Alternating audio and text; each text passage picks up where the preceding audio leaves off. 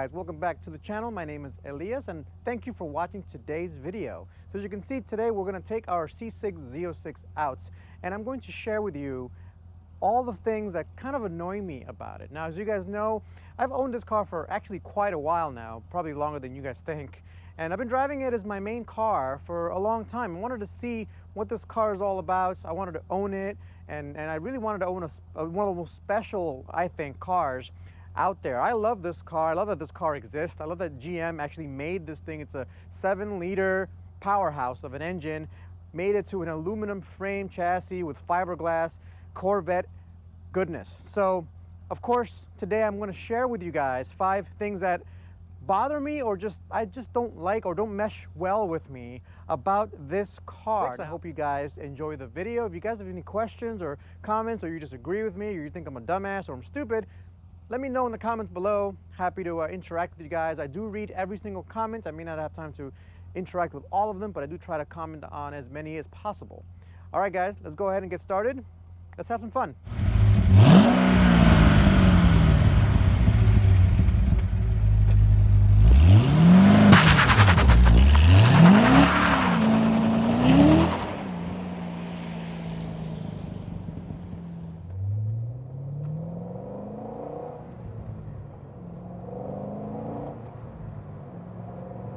All right, so as we set off here, I want to remind you guys why I bought this car, because as you guys know, I have a lot of cars.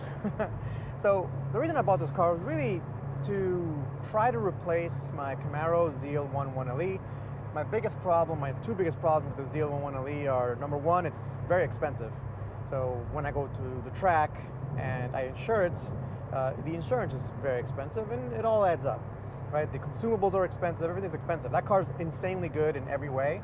The problem number 2 I have with the ZL1 1LE is that it's a very serious car. I mean, you take it out for a Sunday drive and it feels like you're torturing it or something, or it's making fun of you. You pick. It doesn't like it, is what I'm saying. And I wanted to get something that's less expensive, but almost as powerful, hopefully as fun, if not, more fun than the ZL1. It's hard to have fun in a ZL1 sometimes because it's just such a serious performance car, right? If you're trying to have a little bit of fun with it, it's like, it feels like it's frowning at you. More on that on my ZL1 1LE videos, which I haven't done any of actually, but I will be very soon. For now, I bought this car to try to replace that car, so it's really a head-to-head comparison if you think about it. And so the negatives that I have about this car are going to be centered around some of those aspects that I was looking for in a car to replace the ZL1 1LE. The other reason I got this car was, again, because of the specialness of the engine. I mean, this car is just so special, and what makes it so special is the combination of the engine and this nice look on it. I mean, this is an awesome car in many aspects, but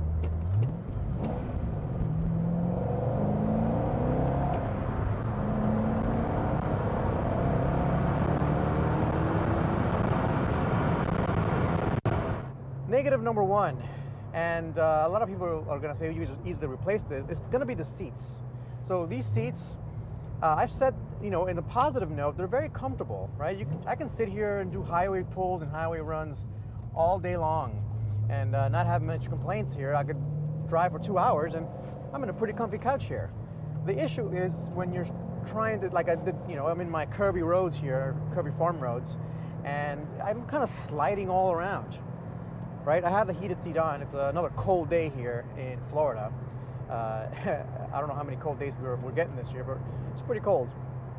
But I'm sliding around the seats, the heated seats, and while it's comfortable, when I try to get hard into cornering and get some enthusiasm going, get some fun happening in my life, these seats don't support it. These ain't it. One of the issues of these seats as well is that this bag is kind of loose. And when you're really hard into braking, this thing just kind of hangs out with you, right? And it's pretty annoying. I don't like it. It's probably the worst part of the interior of this car. A lot of people love to complain that there's cheap plastics or, the steering wheel's from a Cobalt SS or whatever the case may be. Honestly, those complaints are, in my opinion, unfounded. I find this interior very, very good. Yeah, the buttons are kind of big and whatever, but it's for a 2009 car. I think it's perfectly fine. It's got navigation. It's got a really great stereo system. It's not, the best, but it's good enough to drown out all the road noise. It's perfectly fine with me. The biggest negative is the seats, and yes, you can replace them for a track car. The issue becomes when you replace these seats, you have to replace them with something that's not going to be extremely difficult to get in and out of, because if I'm going to replace the Camaro, I need something that I can just take out for a drive, go pick up some stuff at Tractor Supply, whatever the case may be, and not worry about getting in and out. When I had the bucket seats in my previous Civic Type R, the FK8s, I had to, and I replaced the factory seats to bucket seats, racing seats. Yes, they weigh a little bit less, but it was very difficult to hop in and hop out. They're designed for extreme safety. And I kind of want a mix of both, and there are seats out there that give you a mixture of both, but you're talking about $800 seats at this point, which, again, in the grand scheme of things, not the biggest deal, but honestly, the worst thing is the seats, they just don't grab onto you, man. They just don't at all. All right, so my next issue has to do with the suspension. This is going to be a bit of a nerdy talk, and so bear with me, but it's worth the analysis to understand what I think might be my biggest problem with the C6 chassis and the C6 Z06. So I come from double wishbone suspension Prelude, right? I drove my double wishbone suspension Prelude for a very long time. It's got a very long wheelbase relatively to its size, and it's fairly lightweight as well. So I drove that for a very long time. Then I drove an FK8 Type R for a very long time, and the suspension tuning on that is very well done. Again, it's got a shorter wheelbase overall than the Prelude did. And then I come to the C6 Z06, and I'm like, well, I track a ZL1 1LE a lot, and that thing's wheelbase is huge. A lot of stability, high-speed stability, right? That's what long wheelbase does. But the longer your wheelbase, the less agile your car is going to be. A lot of people that drive the S2000, which I also own, say that it's a very darty car, it's very agile, because a lot of that has to do with the wheelbase in respect to its size. Well, the C6 Z06 has an even better, shorter wheelbase, so I expected this to be very darty and very agile on its tires. And a lot of people that drive this and modify it and use it on a track love the way it drives. But then, if you really start paying attention to people that track their C6 Z06s on the Nürburgring videos and other videos that I've seen, you kind of see how they drive their cars, and they're driving it like if it were a muscle car. Meaning, a muscle car, the way you drive it on the track is, it's all about the straight line, right, as much straight line as you can get. So the corners, you're not really killing it in the corners as you would in a, let's say, a Type R. You're more setting yourself up to get as much straightaway as possible so that you can let the engine do as much talking as possible. Which, that's a fun thing to do, it's fine, but I didn't expect this car to be this way.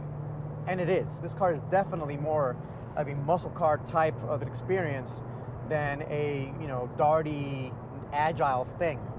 And one of the main reasons I think that is because, I don't know if you saw when I turned there, but whenever you turn, right, it's very quick. It's a very quick to response car, but you do feel, at least I feel significantly, when you turn, the front turns immediately.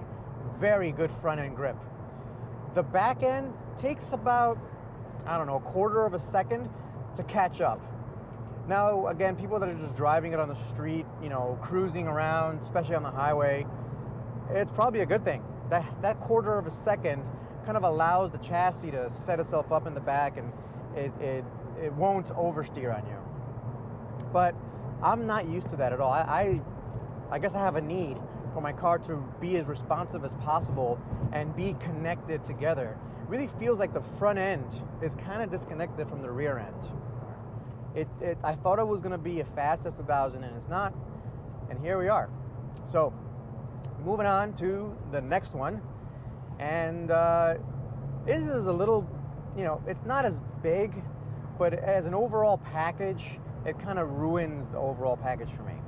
And this next one is the very long gears. So I love that this is a manual gearbox, obviously. I love that this thing is a huge engine, obviously. That's why I bought it. And the LS7, I love that it revs out to all the way to 7,000 RPMs, which you should probably not do too often in these engines, but more on that later. I love all of that. What I don't like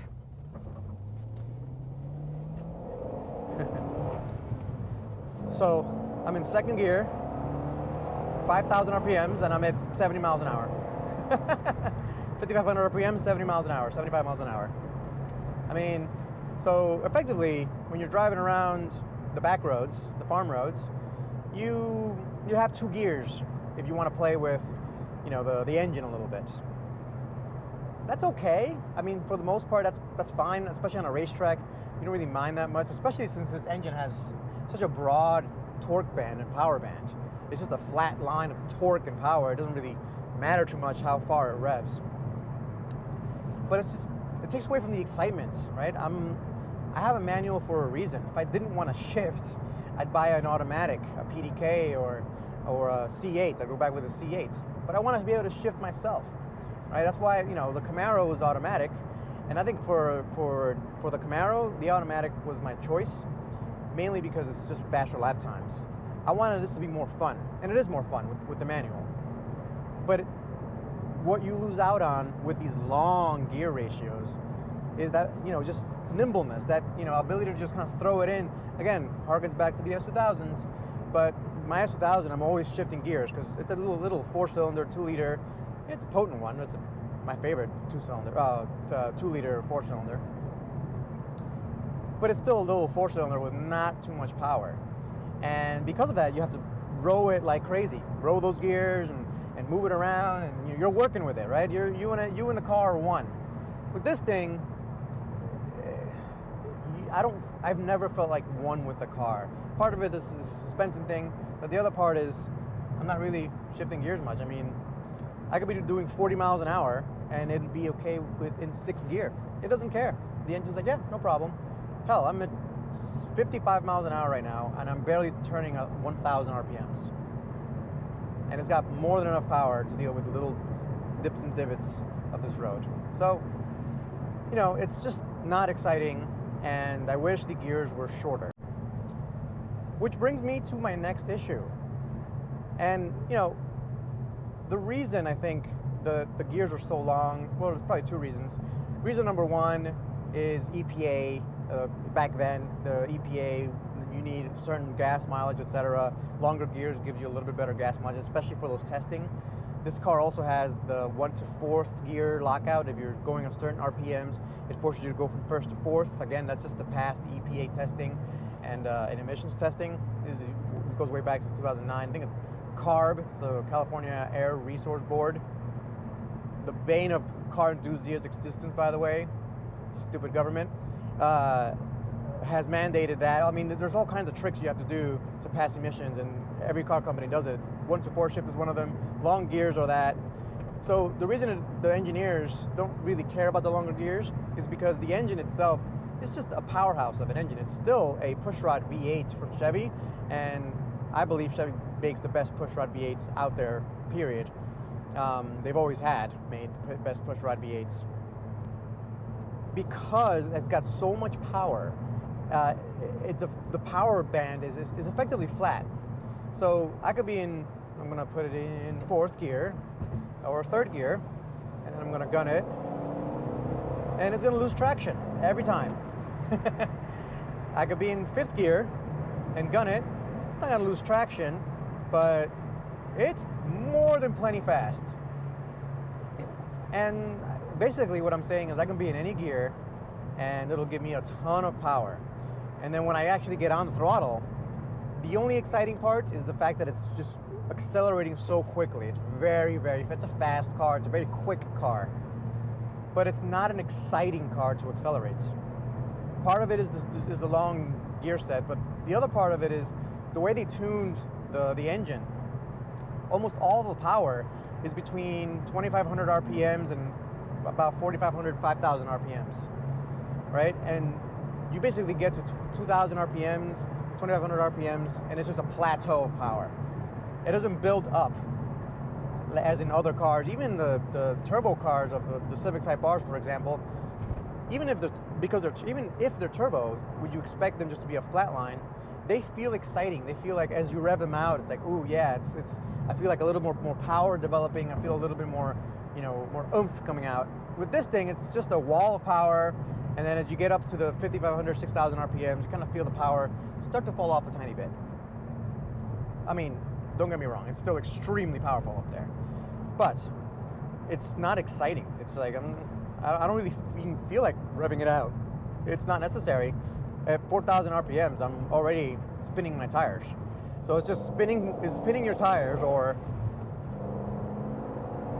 just accelerating you very quickly, but not in an exciting way. The power band doesn't develop in any way. It's kind of just flat. And so number 5, the last thing, the worst part about owning this thing is the engine reliability.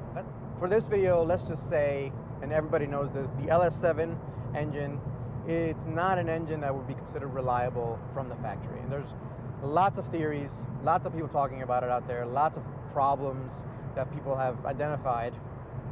My biggest issue is that people that have fixed them have still had issues with them. And to me, if there's an actual one fix, everybody would do that one fix and they would know it would always work. Unfortunately, that's just, I read lots. I mean, I think I've spent, I don't know, probably 30, 40 hours in the last 2 years researching the LS7. And there just doesn't seem to be a definitive one thing you could do to fix the issues 100%, and then drive the car like I like to drive my cars, and rev the crap out of it, enjoy myself on the racetrack, enjoy myself on the back roads, do a nice red line pull here.